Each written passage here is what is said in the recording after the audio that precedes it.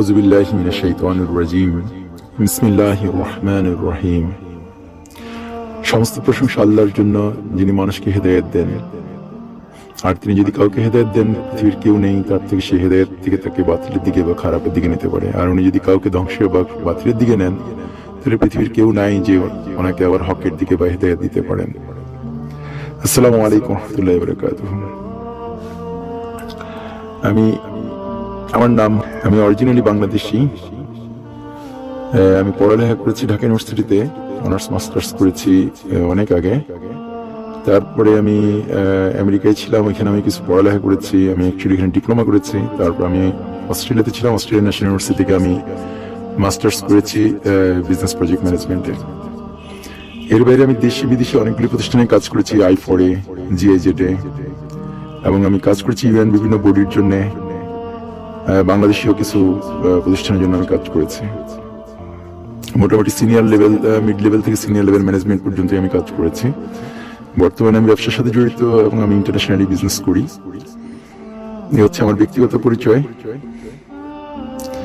আর আমি গত 9 জুলাই 2020 এই তারিখে আল্লাহ পাকের খলিফা মুস্তাফা মোহাম্মদ আরমান খানকে আমার বাইয়া পাঠাইছে, এটা মনে করে যে আমি একজন মুসলিম এবং আমার উপরে রাসূল ইসলামের হাদিস অনুযায়ী যে বড়দের উপর হামাগুড়ি দিয়ে হলো বাইয়া দেওয়াটা আমার দিতে বলেছেন, সেই সেন্সে আমি এটাকে ফরজ বা ওয়াজিব জ্ঞান করে আমি আমার বাইয়া পাঠাইছি ওনাকে। এবং এই বাইয়াটা ছিল ওনার প্রকাশ্যে, উনি নিজেকে মাহদি ক্লেম করে ওনার নিজের জন্য বাইয়া চেয়েছেন যে সময়টা, সেটা ছিল অ্যারাউন্ড 16 আগস্ট। তার থেকে অ্যারাউন্ড 5 সপ্তাহ আগে, 1 সপ্তাহ আগে আমি আমার বাইয়া পাঠাইছি। যদিও আমি তার আরো আগে, অ্যারাউন্ড 1 মাস আগে আমি আমার কিছু কলিগ বা ফ্রেন্ডদের সাথে কথা বলছিলাম এবং আমি অ্যাকচুয়ালি একটা ড্রাফট করে এক ভাইকে পাঠাইছিলাম, যে ভাইকে আমি রিকোয়েস্ট করেছিলাম আমার এই বাইয়াটা ইয়াকে পাঠাবার জন্য, আমির সাহেবকে পাঠাবার জন্য। এটা মনে করে যে তখন আমি ক্লিয়ার ছিলাম না 100% যে উনি মাহাদি অথবা উনি মাহাদি কিনা, এটা আমি 100% ক্লিয়ার ছিলাম না। কিন্তু আমার কাছে মনে হচ্ছিল আল্লাহ ওনার মধ্যে মাহাদির সাথে ওনাকে জোড়াই দিবে। সো আমি এইভাবে একটা চিঠি লিখছিলাম যে আরমান ভাই, আপনার যে কথাগুলি আমি শুনছি সোফার, এই কথাগুলিতে আমি কনভিন্স যে আল্লাহ আপনার সাথে মাহাদিকে জোড়াই দিবে বা মিট করাই দিবে। সো আমি যদি তখন বেঁচে না থাকি, আপনি আমার বাইয়াটা সত্যিকারে যিনি মাহাদি, ওনাকে আপনি পৌঁছায় দিয়ে যায়। এরকম আমি ওনাকে একটা চিঠি লিখছিলাম। কিন্তু যে ভাইকে আমি দিছিলাম, সেই ভাই কোনো কারণে আমাকে বেশি মহব্বত করার কারণে বা কোন একটা ভুল ফিতনাতে জড়াই পড়ি কিনা, এসব কিছু চিন্তা করে পরে উনি আর পাঠাননি। তো আমি আজকে যে জন্য এখানে কথা বলছি, সেটা হচ্ছে অ্যাকচুয়ালি আমি আমার সম্পর্কে আরেকটু কথা বলে এবং কিভাবে ওনাকে বাইয়া দিচ্ছি সেটা আমি শেয়ার করতে চাচ্ছি। এর মাধ্যমে হইতে পারে যে অনেক ভাইয়ের উপকার হতে পারে। আবার এই কথাগুলি বলার একই সাথে আমি আল্লাহকে সাক্ষী রাখছি যে আমি যে কথাগুলি বলছি সেই কথাগুলো আমার অন্তর থেকে বলছি। আমি যেটা বিশ্বাস করছি, যেটা আমি আমার দৃষ্টিকোণ থেকে পেয়েছি এবং আমার যেটা কাছে প্রতীয়মান হয়েছে বা প্রমাণিত হয়েছে আমার কাছে, সেইভাবেই আমি কিভাবে এসেছি সেটা আমি শেয়ার করতেছি। সো দ্যাট আল্লাহ এখান থেকে আমাকে উপযুক্ত যা দিক। সেই সাথে আমার যেসব ভাইরা ওনার ব্যাপারে কনফিউশন আছেন, তারা যদি এখান থেকে কোনো কিছু নলেজ পান, যে নলেজের কারণে আল্লাহ ওনাদেরকে আবার হেদায়েত দেয়, সেই জন্য আসলে এই জিনিসটা রেকর্ড করছি। সো অ্যাকচুয়ালি আমি টিপিক্যালি একজন সাধারণ মুসলিম ছিলাম। একসময় ইউনিভার্সিটি থেকে আমি নাস্তিকও ছিলাম একটা সময় পর্যন্ত, এবং আমি ওই যে কবির চৌধুরী, আহমেদ শরীফ এদের এখানে আসা যাওয়া করতাম, আহমেদ সোফা, এগুলির সাথে আমি জড়িত ছিলাম ঢাকা ইউনিভার্সিটিতে থাকার সময়। পরবর্তীতে কিন্তু আমি একটা জিনিস আবার পরবর্তীতে যখন আমি ফিল করছি যে না, আসলে আল্লাহ আছেন, এবং তারপরে আমি নামাজ পড়তাম, বাট এটা সবসময় না, যখন মন চাইত তখন নামাজ পড়তাম, যখন কোরআন পড়তে তো 8-10 জন মুসলিমরা যা করে সেরকম ছিলাম। পরবর্তীতে আমি ডেনমার্কে ছিলাম একটা লম্বা সময় সপরিবারে, এবং যখন এখানে ছিলাম তখন আমি 2011 সালের কোন এক সময় থেকে আমি কোনো কারণে কিছু ভাইয়ের সাথে সংস্রব ছিল, যোগাযোগ ছিল। সেই ভাইদের কারণে হোক আর যে কোনো কারণে হোক, আল্লাহ আমাকে তখন ইসলামের দিকে আসার বা ইসলামকে নিয়ে চিন্তা গবেষণা করার ভাবার সুযোগ করে দিচ্ছে। তো ওই সময় কোনো কারণে আমি কোরআন পড়তেছিলাম এবং আমি প্রথম মানে বুঝে বুঝে কোরআন পড়ার চেষ্টা করলাম, বাংলায় বিশেষ করে, আবার সাথে সাথে ইংরেজিতেও আমি পড়তেছিলাম।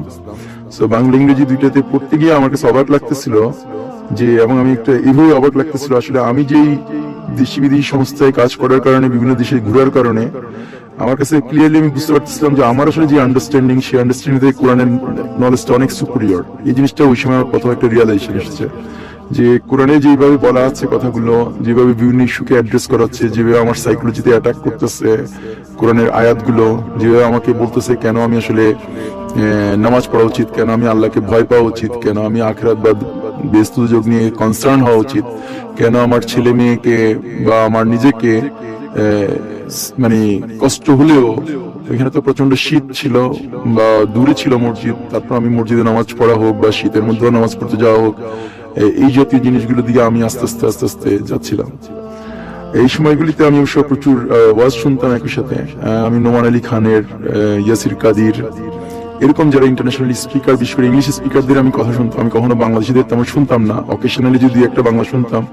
নর্মালি আমার মজাজ খারাপ হতো এই জন্য যে বিশেষ করে বাংলাদেশের যে আলেমরা, এদের একটা বড় শ্রেণী ছিল ওই সময়গুলিতে, একজন একজনের বিরুদ্ধে কথা বলে এবং সবাই বুঝতে যায় যে উনি হচ্ছে বেশি বুঝে, উনি সবটা বুঝে গেছে, অ্যাজ ইফ লাইক উনি হচ্ছে এমন একটা ওয়েতে কথা বলে as if like he is the truth, মনে হয় কি ওনার উপরে আর কোনো সত্য হইতে পারে না। তো ওই জিনিসটা আমার বিরক্ত লাগতো, যার জন্য আমি মোস্টলি আর কি ইংলিশ স্পিকারদেরকে শুনতাম, বেলাল ফিলিপস এদেরকে শুনতাম, তারপর আনোয়ার আলকি কি শুনতাম, এইভাবে ছিল। এরপরে কোন এক সময় 2012-13 কোন এক সময় আমার মনে নাই, কিন্তু ওই সময় আমি প্রথম ইমরান নজরুল হোসেনকে শুনছিলাম এবং প্রথম দিকে আমি শুনতে গিয়ে বিরক্ত হচ্ছিলাম, কারণ ওনার কথা আমি বুঝতে পারতেছিলাম না, ওনার কথাগুলো আমার কাছে কঠিন লাগতেছিল। কিন্তু কোন এক কারণে আমি বারবার ওইটা না শুনতে চাইলেও ওগুলো আমার সামনে যখন আসতো ইউটিউবে অনেকটা সাজেশনের মতো, তখন আমি ওইগুলি এক পর্যায়ে শুনতে শুরু করছি এবং কিছুদিন শোনার পরেই আমার এক পর্যায়ে আমি ওনার কথাগুলি ধরতে পারতেছিলাম এবং উনি কোন আঙ্গিক থেকে কথা বলতেছেন, কিভাবে কথা বলতেছেন, সেই জিনিসগুলো আমার কাছে ইজি হচ্ছিল এবং আমার কাছে আমার ব্রেনের মধ্যে ওই জিনিসটা খুলতেছিল। আমার মনে নেই এক্স্যাক্টলি, কিন্তু 2014-15 সালের কোন এক সময়ে আমার কাছে পুরো জিনিসটা, আমি যে আমার যে চাকরিগুলি করছি আমি মোস্টলি কাজ করছি ফরেনারদের জন্য, যারা বিভিন্ন donor agency, so called donor agency, so called এনজিওদের সাথে কাজ করে। তো আমি বাংলাদেশে অনেক এনজিওর সাথে কাজ করছি, অনেক ডোনার এজেন্সির সাথে যেহেতু কাজ করছি, ইউএন বডিগুলির সাথে কাজ করছি, তখন আমার কাছে all of a sudden clearly visible হচ্ছিল ইমরান নজরুল হোসেনের কথাগুলি শুনতেছিলাম। সেই সাথে আমি ওনার কথা শুধু শুনতেছিলাম না, অ্যাকচুয়ালি আমি যখন স্পিকারের কথা শুনতাম সেই সাথে আমি কিছু রিসার্চের মতো করতাম, ওনারা যে আয়াতগুলি কোট করে সেই আয়াতগুলো আমি চেক করতাম, এই নিয়ে তাফসিরে কি আছে এটা নিয়ে অনেক সময় চেক করতাম, বা এটা নিয়ে আর কিছু মিনিং হতে পারে কিনা এগুলি আমি চেক করতাম।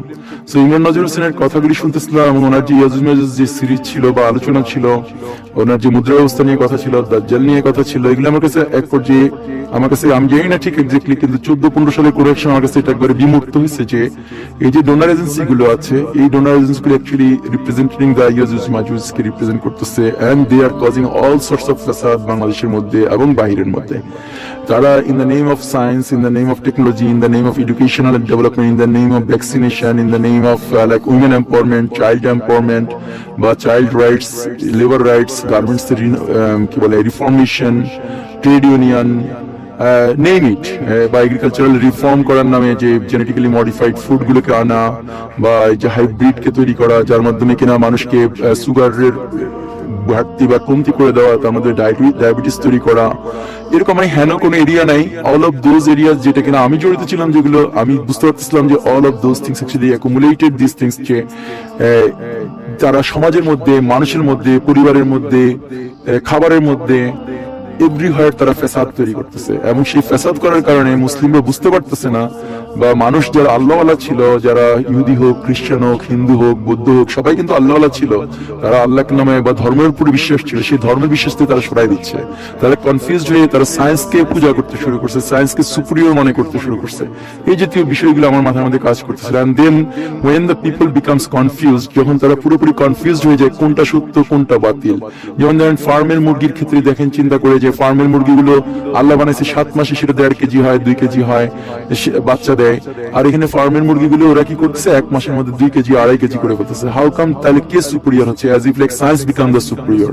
ওয়েস্টার্ন কান্ট্রিতে আপনি দেখবেন যে গোলাপ ফুল, অনেক রকমের গোলাপ ফুল আছে, কোন গোলাপ ফুল লিখে থাকে এটা মুনসান্তো গোলাপ ফুল, এটা হচ্ছে বেয়ারের গোলাপ ফুল, এত সালে এটা আবিষ্কার হচ্ছে, এত সালে এটা তৈরি করছে।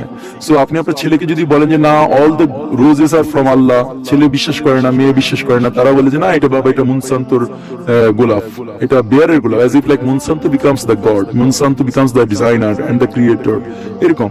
তো আমার ওইখান থেকে তখন দাজ্জাল আসলে কাজ করে, যখন মানুষ কনফিউজড হয় কোনটা আল্লাহর, কোনটা আল্লাহর না, কোনটা হক কোনটা বাতিল, এটা থেকে ফাসাদ করে, এটা কনফিউজিং করে দেয়। কনফিউজিং করার পরে দাজ্জাল যেটা করে সেটা হচ্ছে সাপ্রেস করে, সে মিথ্যা কথা বলে, প্রতারণা করে হোক বিশ্বাস করাতে চায় যে সে হচ্ছে সুপিরিয়র। দেন এরকম একটা সিচুয়েশনের কারণে আমি তখন থেকে আখেরি জামানা নিয়ে পড়তেছিলাম এবং এটা নিয়ে আলোচনা করতেছিলাম। সেই আলোচনা আমার বিভিন্ন ভাইরা যাদের সাথে আমি চলতাম ফিরতাম ওদের সাথে গল্প করতেছিলাম। পরবর্তী আমার কিছু শেয়ার ছিল যারা আমার কাছাকাছি ছিল, যারা লন্ডনে থাকেন এবং ইউরোপের মাটিতে থাকেন, তাদের সাথে বিভিন্ন সময় এগুলো নিয়ে কথা বলার চেষ্টা করা হয়েছে। তো আমি যেটা ফিল করতে শুরু করছি, আসলে আমাদের শায়করা এরা আসলে ইউনিভার্সিটিতে পড়ছে ঠিকই, অনেক এডুকেশন আছে, ওনাদের কোরআন হাদিসের উপর নলেজ আছে, বাট কোনো কারণে ওনারা যে কোরআন হাদিস পড়তেছেন সেই কোরআন হাদিসের অ্যাকচুয়ালি কারিকুলামটা ডিজাইন করতেছে সেই সেম ইভিল ফোর্সেসরা, এবং ওনারা যে জিনিসগুলি পড়তেছেন সেটা হচ্ছে অনেকটা শরিয়া ইস্যুগুলি পড়তেছেন, ওনারা আকীদার বিষয়গুলি পড়তেছেন, বাট তারা আসলে এই জিনিসটা রিয়েলাইজ করতে পারতেছেন না যে তারা আসলে মানে এই যে ইয়াজমেজের দুনিয়ায় বা দাজ্জালের উপরে ওনারা মানে লাইফের মধ্যে আছে, বা দাজ্জাল ওনাদেরকে খেয়ে ফেলতেছে, এটা ওনারা বুঝতেছে না।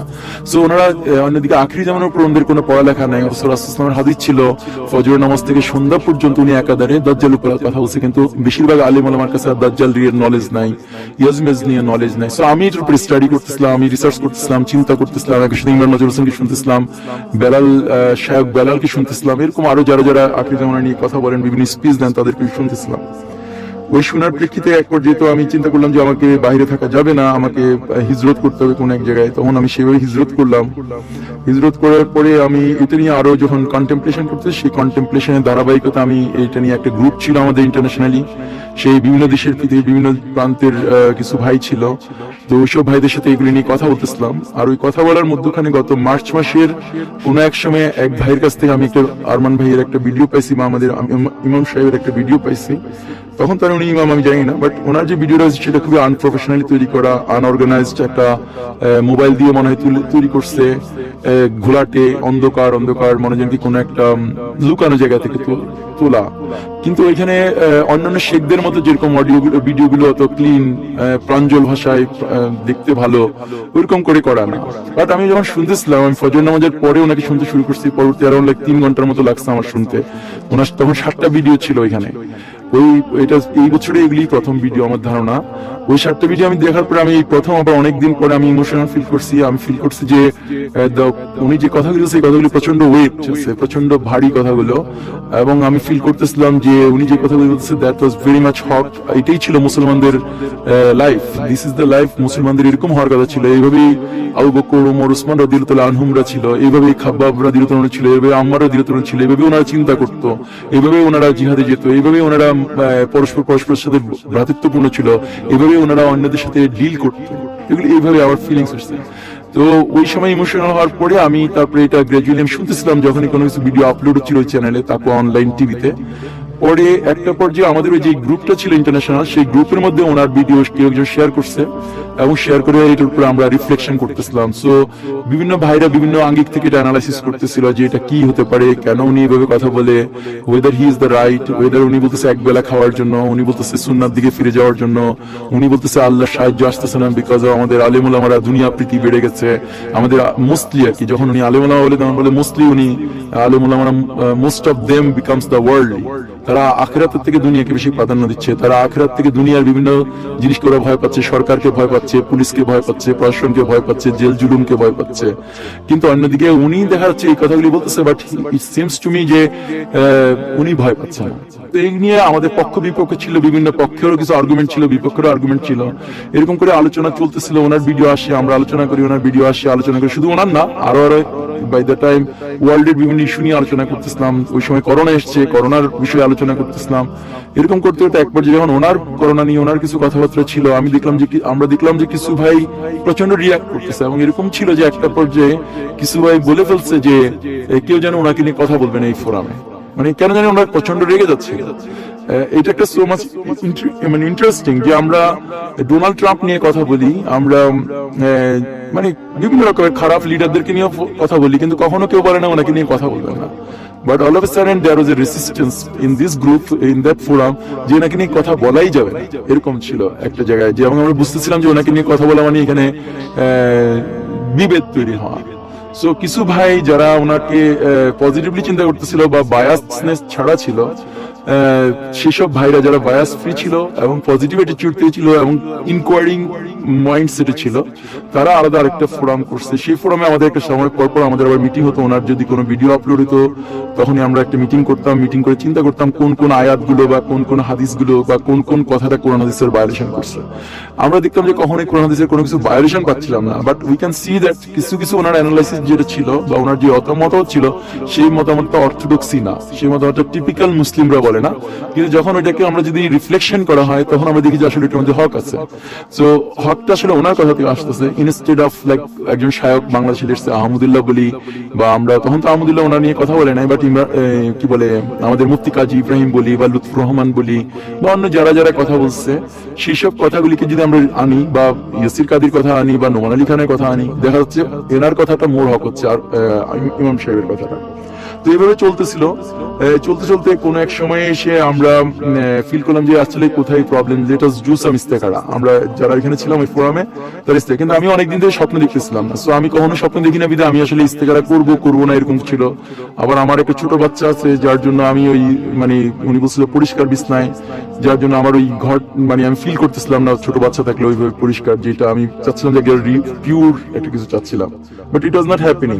তারপর আমি একবার এরকম মসজিদে গেছিলাম, একটা রোজার সময় ইত্তেকাফ করতেছিলাম। সেই ইত্তেকাফ করার সময় আমি মসজিদে একদিন ইস্তেখারা করছি, বাট আমি কিছুই দেখি নাই। অন্যদিকে অন্য যারা ওইখানে ভাই ছিল ওই ফোরামে, সেসব ভাইরা যেসব স্বপ্ন দেখছে ওইসব স্বপ্নের কিছুটা পজিটিভও ছিল কিছুটা নেগেটিভও ছিল, এরকম একটা ইয়ে ছিল। বাট যখন এটা আলোচনা করতো, স্বপ্নে তো আর ডাইরেক্ট বলে নাই উনি পজিটিভ উনি নেগেটিভ, বাট স্বপ্নে একটা কিছু ঘটনা ছিল ওইসব ভাইরা যেগুলি ফোরামে শেয়ার করছে, ওই ঘটনাগুলো সবগুলিকে এরকম বলা যায় না যে এটা একটা মানে হ্যাপি হ্যাপি হ্যাপি টাইপের স্বপ্ন ছিল না, কিছু কিছু ছিল স্কেয়ারি টাইপের স্বপ্ন ছিল। কিন্তু ওইসব স্বপ্নগুলো যখন আমরা অ্যানালাইসিস করতেছিলাম, একই সাথে ওনার ভিডিও আসতেছিল, সেগুলি অ্যানালাইসিস করতেছিলাম। করতে করতে এক পর্যায়ে এসছে যে আমি তখন বুঝলাম যে ঠিক আছে আমি আমার ভাইয়েরা দিতে চাই। যে ভাই ওনার সাথে কমিউনিকেট করতেছিল ওনার কাছে তো কিছু ইনফরমেশন আসতেছিল। আরবার একটা ঘটনা ছিল যে আমরা কিছু কিছু কমিউনিকেশনের মাধ্যমে ওনার কাছে কিছু কিছু প্রশ্ন করতেছিলাম, ওনার ইমেইলে, তারপরে সম্ভবত ওনার মেসেঞ্জারে ওনাকে কিছু করতেছিলাম, কিন্তু আমি কখনো যোগাযোগ করতেছিলাম না।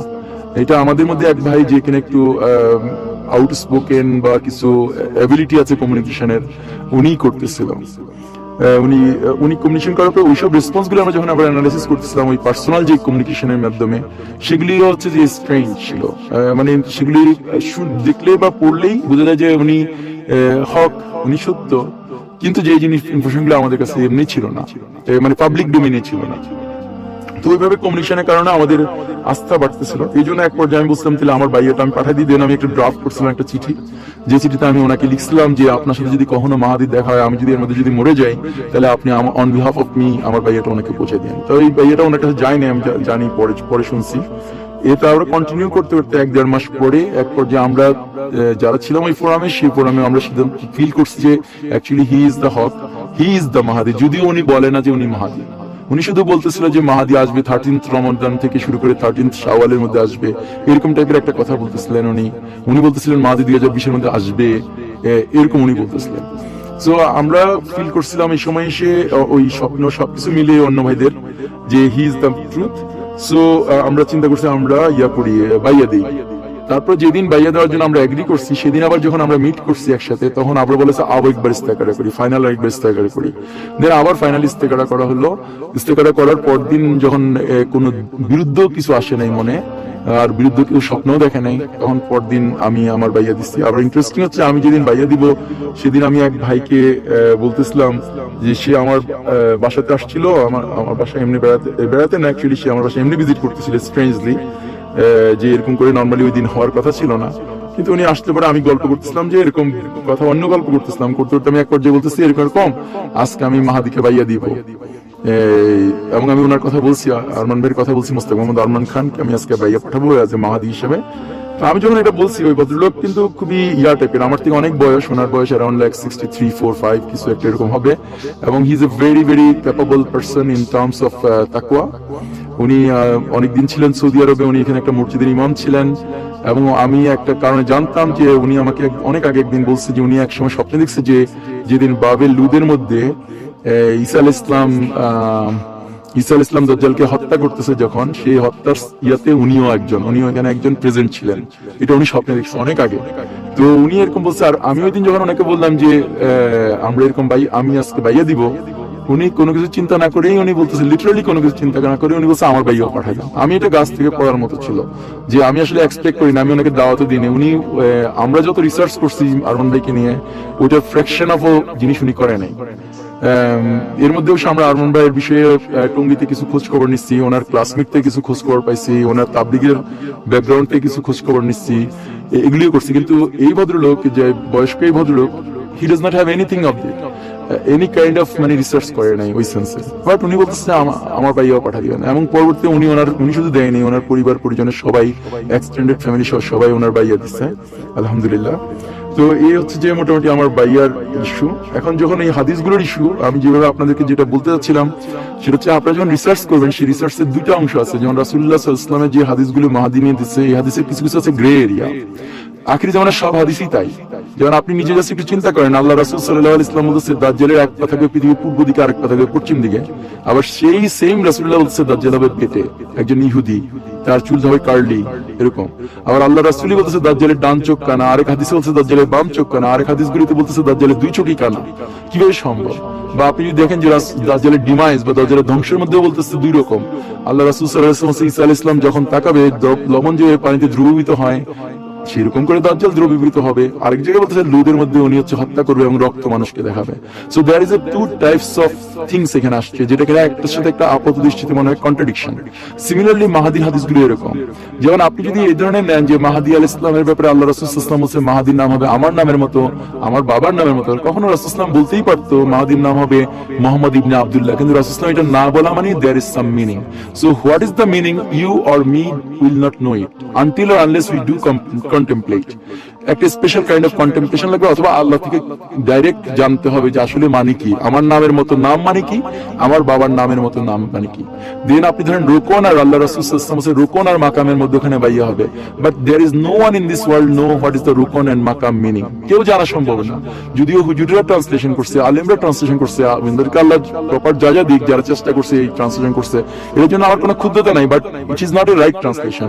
রুকন মানে হুজুররা বলছে হাজরে আসওয়াদ, মাকাম মানে বলছে মাকাম ইব্রাহিম, কিন্তু আল্লাহ রাসূল সাল্লাল্লাহু আলাইহি ওয়াসাল্লাম অসংখ্য হাদিসে বলছে মাকাম ইব্রাহিম মেনশন করা আছে, অসংখ্য হাদিসে হাজরে আসওয়াদ উল্লেখ করা আছে। সো আল্লাহ রাসূল সাল্লাল্লাহু আলাইহি ওয়াসাল্লাম যেখানে হাজরে আসওয়াদ নাম জানতো, মাকাম ইব্রাহিম নাম জানতো, অন্য হাদিসে মেনশনও করছে, কেন মাহাদির হাদিসে এসে বলল যে মাকাম আর রুকন? এটা বলার দরকার ছিল না। শুধু মাকাম আর রুকন বলছে, দ্যাট মিনিং কি, মাকাম মানে কি, রুকন মানে কি, এটা বোঝার জন্য আমাকে স্পেশাল কন্টেমপ্লেশন করতে হবে, অথবা আমাকে যিনি জানে আল্লাহর কাছ থেকে, ওনার কাছ থেকে আমাকে শুনতে হবে। সো যদি কোনো আলেম বলবে হ্যাঁ কালকে রাতে আল্লাহ আমাকে জানাইছিল যে মাকাম মানে এটা, রুকন মানে এটা, দেন আমার এটা মানতে কোনো সমস্যা নাই, as long as উনি মুসলিম। কিন্তু আমরা এগুলি নিয়ে গবেষণা করে এইভাবে বের করতে পারবো না। কিন্তু আমরা এইভাবে বের করতে পারবো, আল্লাহ রাসূল সাল্লাল্লাহু আলাইহি ওয়াসাল্লাম যদি বলছে যে মাহাদি পূর্ব দিকের একটা শহর থেকে মক্কায় পালায় আসবে, কখন পালায় আসবে? যখন একজন রাজার মৃত্যুর সময় আসবে, যার 3 জন ক্রাউন প্রিন্স বা 3 জন প্রিন্স থাকবে যারা প্রত্যেকে কম্পিট করবে। সো এটা একটা পার্টিকুলার টাইম হবে, এটা 1400 বছরের মধ্যে একবারই হবে, যে একজন রাজার মরার সময় আসবে, তার 3 জন উপযুক্ত প্রিন্স থাকবে যারা কম্পিট করবে একজন একজনের সাথে সিংহাসন পাওয়ার জন্য। সো এটা এখনই মোহাম্মদ বিন নায়েব, যেটা আমরা সবাই জানি, মোহাম্মদ বিন নায়েব, মোহাম্মদ বিন সালমান বা আহমেদ ইবনে আব্দুল আজিজ, এরকম করে আমরা বলতে পারি, বা মুকরিম দিয়েও আরেকভাবে ব্যাখ্যা করা যায়। এটা তো ব্যাখ্যা এই সমসাময়িক সময় হতে হবে। বা ওই যে বুরহার হাদিস, যেটা কিনা অনেকে আমরা জানি এখন, নুয়াইম বিন হাম্মাদের যে বুরহার হাদিস 40 দিনের, কেউ দ্বারা সম্ভব না। আরমান ভাই জন্মাইছে 1981 সালে প্লাস মাইনাস, আর এই ঘটনা হচ্ছে 1979 সালে। কিভাবে সম্ভব যে উনি তো আর এটা ঘটায় নাই? 1979 সালে ওই ভদ্রলোকগুলি কে স্বপ্ন দেখাইয়া কে মাহাদিকে তৈরি করছে, মোহাম্মদ বিন আব্দুল্লাহ ইবনে কাহাতানিকে, কে মাহাদি কেন হবে? এটা তার ওই ভদ্রলোক এজ এ মুসলিম হিসেবে, বা ওই 300 লোক একসাথে তো মাথা খারাপ হতে পারবে না। মাথা খারাপ হয়ে কাবা ঘরের মতো জায়গায়, সেন্সিটিভ জায়গায় গিয়ে ওরা চিজ করবে না। ওরাও তো আমাদের থেকে বেশি মহব্বত করে কাবাকে, ওরা তো মুসলিমই ছিল, ওরা ইউনিভার্সিটির টিচার ছিল, ইউনিভার্সিটির শায়ক ছিল, মসজিদের ইমাম ছিল, মসজিদের খতিব ছিল, ওরাও দায়ী আল্লাহ ছিল। তাহলে এই 300-400 লোক একসাথে কেন কাবা ঘরকে চিজ করতে যাবে? আর কাবা ঘরকে আদরে চিজ করছে না অন্য কিছু করছে? যেমন বাংলাদেশে আমরা দেখি শাপলা চত্বরের এখানে যখন সরকার কথা বলে, তখন দেখা যাচ্ছে হেফাজতের লোকেরা কোরআন পড়াইতে গেছে মতিঝিলে, হেফাজতের লোকেরা ব্যাংক ডাকাতি করতে গেছে বলছে, হেফাজতের লোকেরা এখানে গিয়ে আইল্যান্ড থেকে গাছ উপড়াই ফেলতে গেছে। তো সরকারের কথা তো পৃথিবী বিশ্বাস করার কোনো কারণ নেই। সরকার মিথ্যা কথা কন্টিনিউয়াসলি বলে, সরকার কন্টিনিউয়াসলি কি বলে, ডিসিপশন করে, মানুষকে প্রতারণা করে। সরকার all kinds of deception, all kinds of প্রতারণা। আমি অনেক কিছু বলতে পারি ওই দিকটা, বাট এটা বলতেছি না। যে অংশটুকু বলতে গেছিলাম যে মেইনলি হচ্ছে এখানে দেখার বিষয় বা চিন্তা করার বিষয় হচ্ছে যেগুলি আমাদের ভিজিবল। যেমন 1979 সালের 5ই নভেম্বর বা যে তারিখে এটা হয়েছে বা 1400 হিজরির প্রথম দিন পয়লা মুহররম হয়েছে, তার থেকে 30 থেকে 40 বছর হয়েছে কিনা বা 40 বছর হয়েছে কিনা, এবং আরেকজন লোক ক্লেম করছে কিনা। ইফ দ্যাট পারসন ক্লেমিং, এখানে যদি আমার মতো কোন একজন লোক ক্লেম করতো যে কিনা সৌদি গভর্নমেন্টের ভয়ে থাকে সারাক্ষণ, যে সৌদি গভর্নমেন্ট আমার কল্লা ফেলে দিবে বা আমাকে অ্যারেস্ট করবে বা আমাকে মুসলমানরা পাইলে হত্যা করবে। কয়েকদিন আগে আমি এক ভদ্রলোকের সাথে কথা বলতেছিলাম যার বাসায় আরমান ভাই ভাড়া ছিল, সেই ভদ্রলোক বলতেছে আমি কেন যে পুলিশকে ধরাই দিলাম না, বা উনি এই ধরনের একটা কথা বলছে, উনি যদি বুঝতো তাহলে উনি পুলিশকে ডেকে ধরাই দিত। সো এই ধরনের মুসলমানরা আছেন।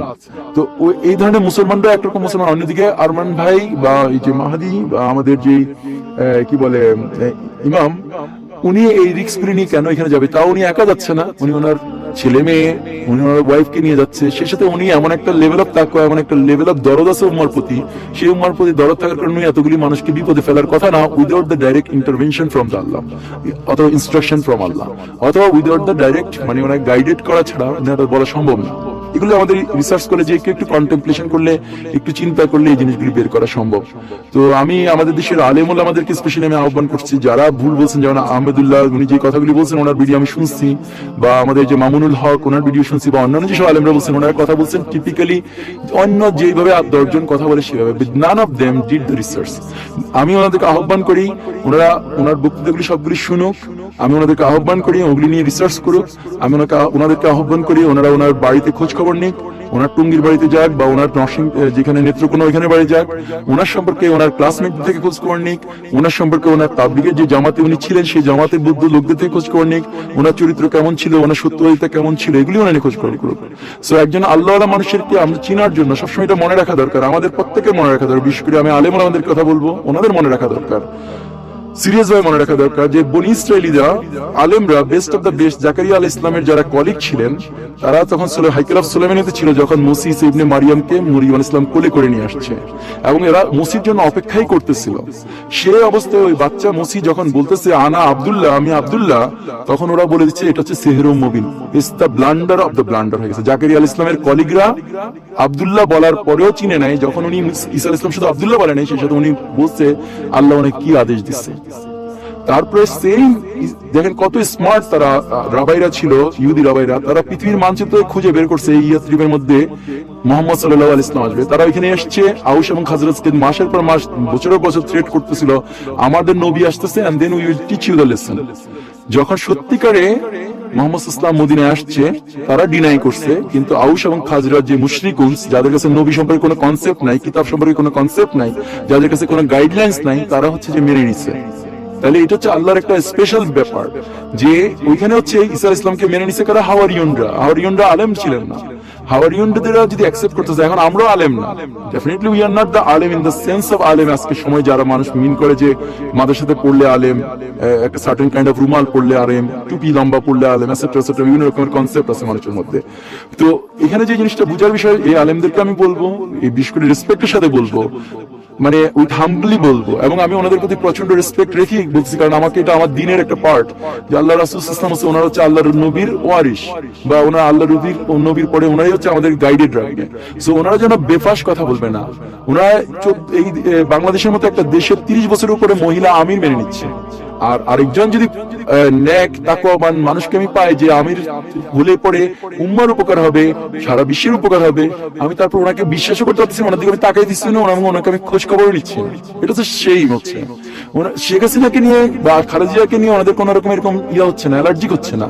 বাট একজন লোক যে আল্লাহর ওয়াদা অনুযায়ী মাহাদি হিসেবে আসছে এবং লেটস সে উনি প্রকাশ্যে এটা বলছে, বলার পরে ওনারা এটা নিয়ে গবেষণা করবে না, এটা হইতে পারে না। এটা হওয়াটা এটা লাইক একটা জাহেলিয়াত একটা সিস্টেম হয়েছে, যেরকম করে ইহুদি রাবাইদের যে সিচুয়েশন ছিল, এবং আমরা আল্লাহ রাসূল থেকে জানি যে আমরা হাত বাই হাত, বিগত বাই বিগত ইহুদি নাসারাদেরকে ফলো করবো, এমনকি ওরা গিরগিটি করতে গেলে আমরা সেখানে ফলো করবো। সো আমাদের আলেম উলামারও এখন ওই ইহুদি নাসারাদের মতো, ওদের আলেম উলামাদের মতো সেম গিরগিটি পিপিটির গর্তে পৌঁছাচ্ছে, যেরকম করে ওদের আলেমুল রাবাইরা মোহাম্মদ ইসলামকে চিনতে পারে নাই এবং ঈসা ইসলামকে চিনতে পারে না এবং এই ফিতনাতে পড়ে গেছিল। এবং আজকে আমাদের আলেম ওলামারা এই সারা বিশ্বের সমস্ত আলেম ইনক্লুডিং সুদাইস সাহেব সহ যারা যারা আছেন, with due respect to them, তারা আসলে এক ফিতনার মধ্যে পড়ে আছেন। তাদের উচিত ঠান্ডা মাথায় চিন্তা করা, আয়াতগুলো নিয়ে যেসব হাদিস ওনারা বুঝবে না, যেসব হাদিসের আসলে ক্লিয়ার মিনিং নেই, ওগুলিকে এক সাইডে রাখুক। যেসব হাদিস যে ক্লিয়ার মিনিং আছে, যেটা কিনা কাউন্ট করা যায়, ধরা যায়, প্রুভ করা যায়, 100% প্রমাণ করা যায়, সেই সব হাদিসগুলিকে আদিয়ে প্রথম উনি ইমাম সাহেবকে অ্যানালাইসিস করুক, রিসার্চ করুক। তারপর যেগুলি করা যায় না সেগুলি ইমামের বক্তব্যটা কি আর ওনাদের আর্লিয়ার আলেমদের বক্তব্য কি, দুইটাকে ওনারা চেক এন্ড ব্যালেন্স করুক, দেখুক, তাহলে বুঝে যাবে, ক্লিয়ার বুঝে যাবে। এটা কোনোভাবে হইতে পারে না যে আল্লাহ একটা সাইন দিবে আর সেটা বুঝে যাবে না। যেরকম কোরআন আসে তখন সবার কাছে এটার মধ্যে ইম্প্যাক্ট হবে, সবাইকে এটা গাইড করতে পারে, সেটা হিন্দু করুক, বৌদ্ধ করুক, ইহুদি পড়ুক, যেই পড়বে উইথ নিয়া টু বি গাইডেড, আল্লাহ কোরআনের মাধ্যমে ওনাকে গাইড করবে। সূর্যের আলো যখন পড়ে তখন আলেমের গায়ে যতটুকু পড়ে আবেদের গায়ে ততটুকু পড়ে। ঠিক একই রকম মাহাদি আসলে মাহাদিকে যদি বুঝার চেষ্টা করবে, দেন আলেমও যতটুকু যেভাবে বুঝতে পারবে একটা আবেদও বুঝতে পারবে। এবং যার জন্য আমরা দেখতেছি ইমাম সাহেব বলতেছেন গত অগাস্ট মাসের 16 তারিখে ওনার কাছে 300-র উপরে বাইয়া গেছে, এবং আমরা নিজেরা দেখতেছি যে এখন পর্যন্ত আরো অনেক বাইয়া গেছে। এবং এদের মধ্যে যেরকম বেলাল রাদিয়াল্লাহু তাআলা লেভেলের লোক আছে, খাব্বাব রাদিয়াল্লাহু তাআলা লেভেলের লোক আছে, একই সাথে আবু বকর, ওমর, উসমান মতো লোকেরাও আছে। এখানে ধনী লোকেরাও আছে, গরিব লোকেরা আছে, মহিলা আছে, শিশু আছে, আলিয়া মাদ্রাসার হুজুর আছে, কওমি মাদ্রাসার হুজুর আছে, তাবলীগের ব্যাকগ্রাউন্ড আছে, আওয়ামী লীগের ব্যাকগ্রাউন্ড আছে, জামাতের ব্যাকগ্রাউন্ড আছে, বিএনপির ব্যাকগ্রাউন্ডে আছে। সো এই হচ্ছে বাংলাদেশের কনটেক্সটে আমি বলতেছি, বাট ওয়ার্ল্ড কনটেক্সটে এরকম সব সেম রকম আসতেছে। এটা তো রাতারাতি হওয়ার কিছু নাই। আপনার মনে রাখতে হবে যে মোহাম্মদ ইসলাম 10 বছর চেষ্টা সাধনা, 13 বছর চেষ্টা সাধনা করার পরে 100 জন মানুষ পায় নাই ওনার সহচর, আর উনি লিটারালি ঘোষণা করার আগে উনি পাচ্ছে 313 জন, 300 প্লাস। তো এটা একটা হিউজ ইম্প্যাক্ট তৈরি করে। And these are the people যেখানে কিনা ওনার প্রকাশ্য উনি নাই, উনি একটা হাইডিং জায়গায় আছে এবং ওনার ওই হাইডিং অবস্থা অনেকে থাকতেই হবে অ্যাকর্ডিং টু দ্য হাদিস, যতক্ষণ পর্যন্ত বায়দার লোকেরা ডুবে না যাবে মাটির নিচে এবং একটা রাখাল বালকে সে মক্কাতে ডিক্লেয়ার না করে ততক্ষণ উনি ওনার হাইড আউট থেকে বেরিয়ে হতে পারবেন, এটাই হাদিস বলতেছে। তো আমার কথা লম্বা হয়ে গেছে, সরি, আমি কিছু যদি ইমোশনাল হয় বা আমার কথার মধ্যে যদি কোনো ওয়ার্ডিং হয় যে ওয়ার্ডিংটা অ্যাপ্রোপ্রিয়েট না, সেই ওয়ার্ডটা আল্লাহ আপনারা যারা শুনেছেন তারা আমাকে ক্ষমা করে দিয়েন ওই ওয়ার্ডিং এর জন্য। ওই ওয়ার্ডটা আমার আসলে ইন্টেনশনাল না, আমি কাউকে ছোট করতে চাই নাই, কারো প্রতি কোনো ক্ষুদ্রতা নাই, কারো প্রতি আমার কোনো রাগ নাই। আল্লাহ আমাদের সবাইকে তৌফিক দিক, আমরা ওনার সাথে জড়াই যাই।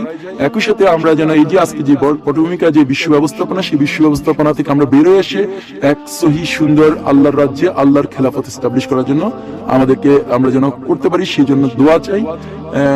এবং এটাই আপনাদের কাছে প্রার্থনা, আল্লাহ আমাদের সবাইকে বুঝ দিক। জাযাকাল্লাহ খায়র। আসসালামু আলাইকুম ওয়া রাহমাতুল্লাহি ওয়া বারাকাতুহু।